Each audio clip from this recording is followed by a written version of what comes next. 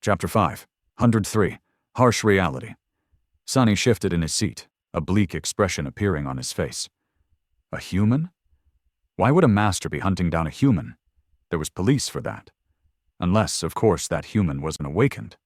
Sonny was aware that special government agents, carriers of the nightmare, spell of themselves, dealt with those awakened who broke the law, simply because police officers were often helpless against criminals that possessed inhuman strength and wielded bizarre or dangerous aspect abilities. It made sense that Master Jet would be involved in that side of government work too. But honestly, he didn't know too much about how these things usually went.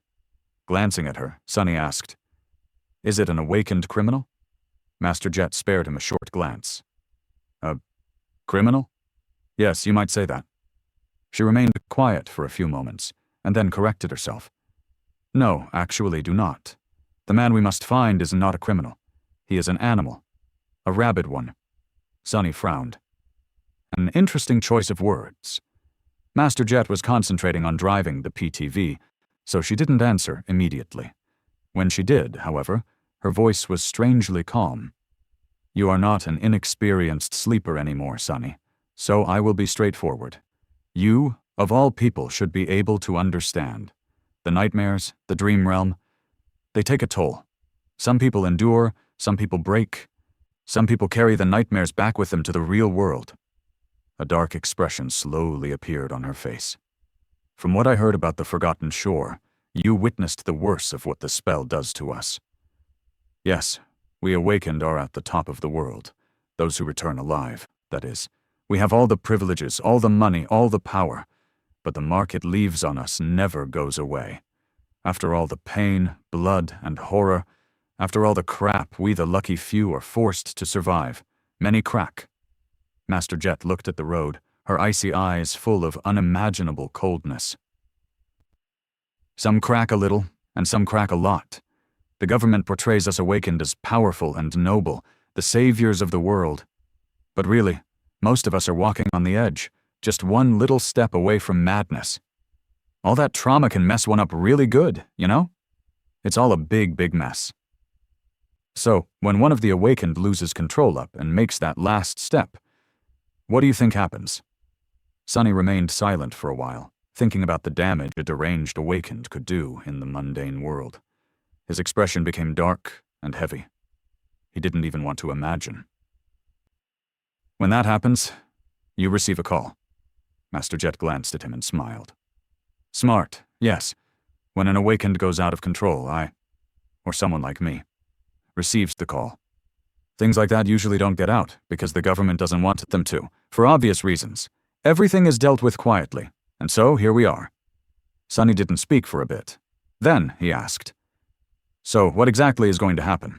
We find this guy, talk him down or overpower him, and then put him in cuffs? Arrest him?" What a funny thought that was. Him making an arrest. Sonny had been on the other side of this equation a few times in the past, and never in his life had he imagined putting handcuffs on someone, and not the other way around. Master Jet gave him a complicated look. There was almost pity? "No, we are not going to arrest him." Sonny blinked a couple of times. "Will he be free to walk around as if nothing happened until the trial?" Of course, there was another, much darker answer. As if reading his thoughts, Jet slowly shook her head. No, he won't be walking around." Sonny looked into the window. "Ah."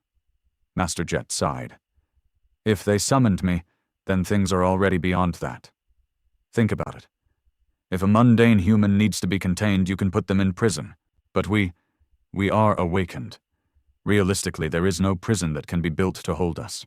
Not with every aspect being unique and demanding unique means of containment. So there will be no arrest, and there will be no trial." She accelerated the PTV even further, and then said evenly, "There will only be an execution." Sonny looked out the window, not sure how he felt about that. Yes, what Master Jet said made sense. Awakened were too powerful and too dangerous. If one of them lost control, then they needed to be dealt with somehow. In a perfect world, they would go through the same process that mundane humans went through. They would be arrested, tried, and either locked in a cell or receive proper help in a mental institution. But this was not a perfect world. So instead, they would just be hunted down and executed, and the whole thing would be swept under the rug to preserve the spotless reputation the Awakened enjoyed. Although harsh, this was the somber reality. He wasn't against the idea itself. He just didn't know how to feel about the fact that this time he was going to be the executioner.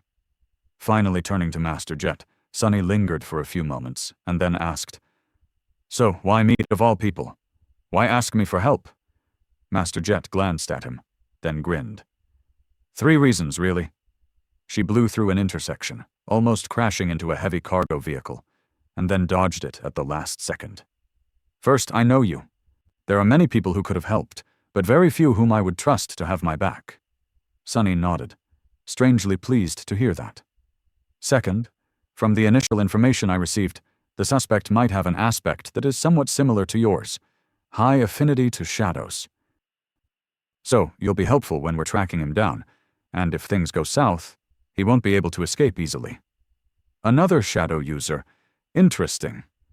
She gave him a calm look and added, "And lastly, there are a lot of people working for the government, but very few who are suited for this kind of work. Unlike you and I." Sunny considered her words. After a while, he asked, "Because I am from the outskirts, just like you?" Master Jet remained silent for a bit, and then gave him a bright smile. "No, because you are a killer, just like me."